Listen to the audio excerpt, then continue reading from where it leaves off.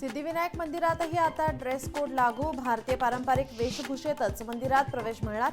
अंगभर कपडे घातले तरच मंदिरात दर्शनासाठी प्रवेश।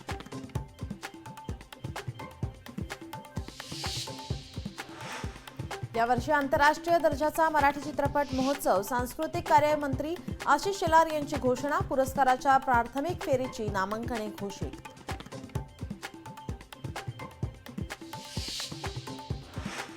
भारतीय मच्छीमारांवर श्रीलंकन नौदलाचा गोळीबारात 5 जण जखमी। भारताकडून तीव्र नाराजी व्यक्त।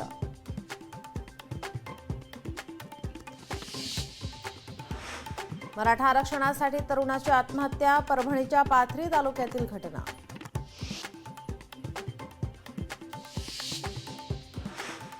बिबट्याच्या शिकारी प्रकरणी कराडमधून 5 जण ताब्यात। सातारा जिल्ह्यातील कासार शिरंबे गावातील घटना।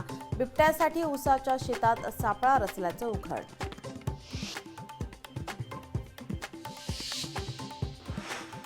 सर्व जिल्हा नियोजन समित्यांवरील रद्द तसेच विशेष निमंत्रण आणि नामनिर्देशित सदस्यांच्या नियुक्ती रद्द। देवेंद्र फडणवीस सरकारचा मोठा निर्णय।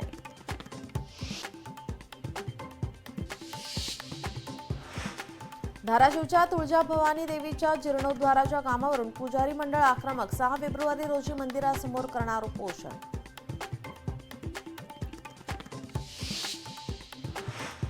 सोलापूरमध्ये जीबीएस आजाराची 4 रुग्णांवर उपचार सुरू।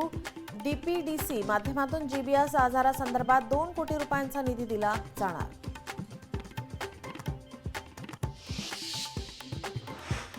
खंडाळा पोलिसांनी नागरिकांना केले 300 हेल्मेटचे वाटप। रस्ता सुरक्षा अभियानांतर्गत सुरक्षतेसाठी जनजागृती करण्यासाठी केले वाटप।